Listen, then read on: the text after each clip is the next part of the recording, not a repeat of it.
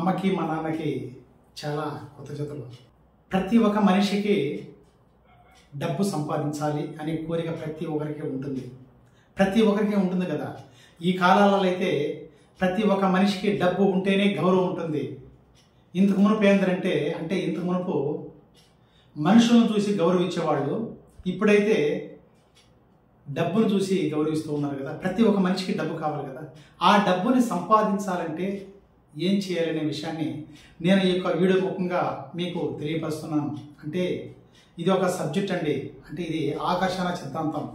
ఈ యొక్క సబ్జెక్టును పట్టుకోండి. ప్రతి ఒక్కరు ఎవరైనా అప్పుల బాధతో బాధపడుతూ ఉన్నా కానీ, కొంతమందికి కొన్ని కష్టాలు వచ్చి ఉంటాయి. కష్టాలతో బాధపడుతూ ఉన్నా కానీ, పిల్లల్ని చదివించలేక డబ్బులు కట్టలేక బాధపడుతూ ఉన్నవారు కానీ, చాలా వయసు 25 ఒక 30-35 సంవత్సరాలు వయసు వచ్చి వాళ్ళ పెళ్ళి కాకుండా ఉండేవాళ్ళు కానీ, మీ సమస్యలు ఎన్ని ఉన్నా కానీ ఈ యొక్క సిద్ధాంతాన్ని పట్టుకోండి. ఆకర్షణ సిద్ధాంతం ఇది లా ఆఫ్ అట్రాక్షన్. ఈ యొక్క సబ్జెక్ట్ అండి. డబ్బుని ఎలా సంపాదించాలి అనే సబ్జెక్టుని పట్టుకున్నారంటే ప్రతి ఒక్కరూ సక్సెస్ అవడానికి అవకాశం ఉంది. ఎందుకంటే నేను తెలుసుకున్నాను డబ్బుని ఎలా సంపాదించాలి అనేసి నేను తెలుసుకున్నాను కాబట్టి ఈ యొక్క వీడియో ముఖంగా మీకు ప్రతి ఒక్కరికి తెలియపరచాలి.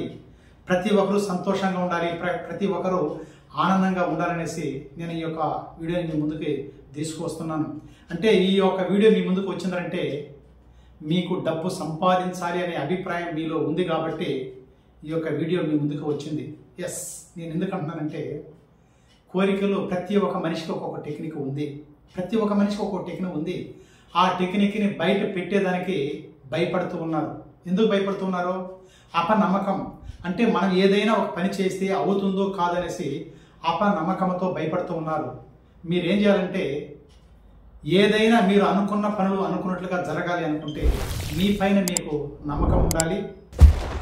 మిమ్మల్ని పుట్టించిన దేవుడి పైన నమ్మకం ఉండాలి.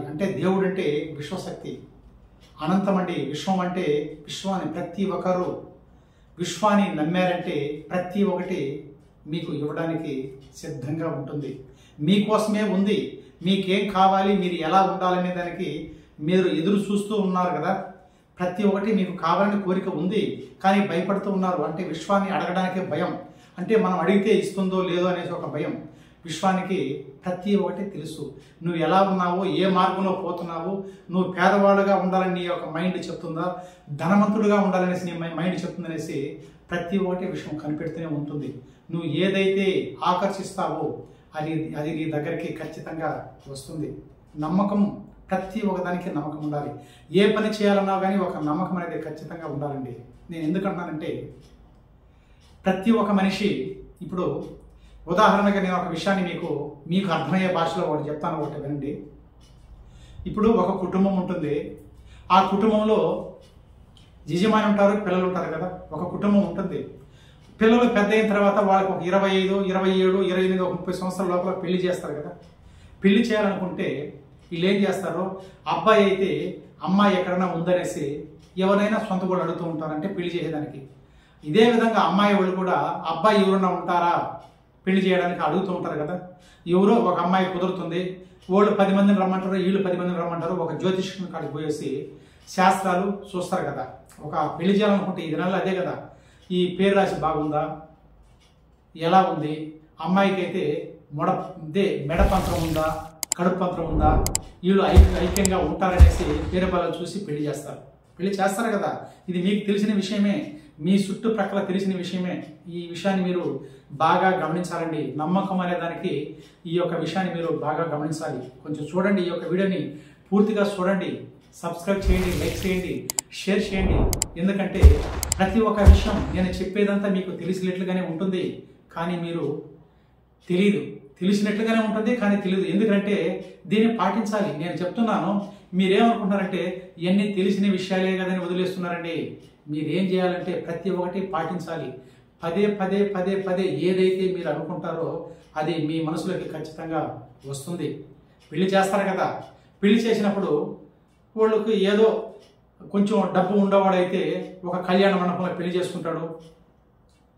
కొంచెం పేదవాడుగా ఉండేవాడైతే ఏదో ఒక గుడిలో బొట్టు కట్టుకొని మామూలుగా పెళ్లి చేసుకొని వచ్చేస్తారు.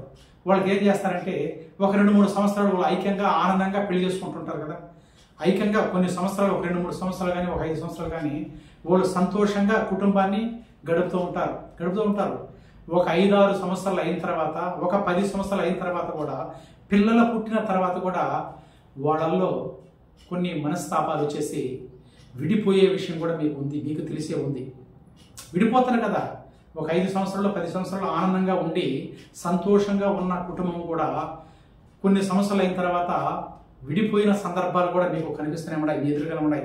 అది ఎందుకు జరుగుతుందో ఒక్కసారి క్షుణ్ణంగా మీరు ఆలోచన చేయండి.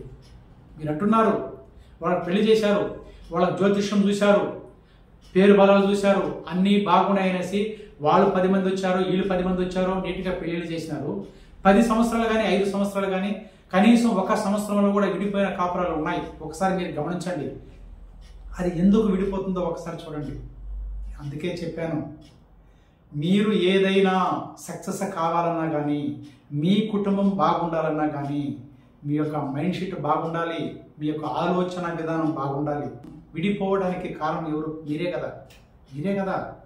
కొన్ని రోజులు బాగుండారు, కొన్ని రోజుల తర్వాత ఏదో ఒక చెడు అలవాట్లకు బానిసే కానీ, చెడు తిరగటానికి కానీ, భార్యాభర్తలలో గొడవలు చేసి వాళ్ళ మనిషిని కరెక్ట్గా లేక, వాళ్ళ మైండ్ని కరెక్ట్గా పెట్టుకోలేక వాళ్ళలోనే వాళ్ళకి విడిబాసాలు జరుగుతూ ఉన్నాయి కదా. అందుకే చెప్తున్నా, ప్రతి ఒక్కదానికి మనిషే కారణం. మీ ఆలోచన విధానమే, మీ క్రమ పద్ధతే. మీరు ప్రతి ఒక్క రోజు ఈ యొక్క వీడియోను చూసి క్రమశిక్షణగా మీ యొక్క మైండ్ సెట్ని మార్చుకొని సుఖ సంతోషాలతో, భోగభాగ్యాలతో, డబ్బు, సంపద, ఐశ్వర్యము, ఆనందంతో ఉండాలని మనస్ఫూర్తిగా ఆ విశ్వాన్ని కోరుకుంటూ మాటే మంత్రం MR Krishna. Thank you universe.